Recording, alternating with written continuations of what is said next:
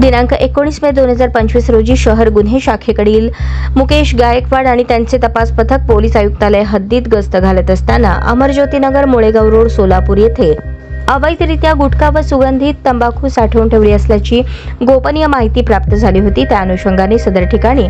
Police sub inspector Mukesh Gaikwad आणि त्यांचे तपास पथकाने अन्न व औषध प्रशासन अधिकारी यांना बोलावून सदर ठिकाणी छापा टाकून इसमनामे साजिद कयूम नदाफ वय 24 राहणार उत्तर कसबा पंजाब तालीम जवळ सोलापूर याने पत्र्याच्या शेडमध्ये साठवून ठेवलेला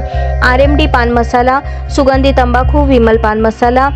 सुगंधी तंबाखू व विना लेबल सुगंधी तंबाखू असा एकूण 6,79,620 रुपये किमतीचा मुद्देमाल जप्त केला। त्यानुसार इसमनामे साजिद कयूम नदाफ याच्या विरुद्ध MIDC पोलीस ठाणे सोलापूर येथे भारतीय न्याय संहिता 2023 चे कलम 223, 274, 275, 123 सह अन्न सुरक्षा आणि मानके अधिनियम 2007 चे कलम 26(2) I 26(2)(2), 26(2)(4), 27(3)E, 30(2)A, 59 अन्वये गुन्हा नोंद करण्यात आला आहे। सदरची कामगिरी अजित बोराडे प्रभारी पोलीस आयुक्त सोलापूर शहर, डॉक्टर दीपाली काळे पोलीस उपायुक्त गुन्हे,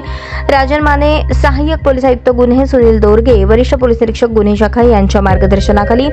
police sub inspector Mukesh Gaikwad व त्यांच्या तपास पथकातील पोलीस अंमलदार नंदराम गायकवाड, वाजिद पटेल, संजय साळुंखे यांनी केली आहे।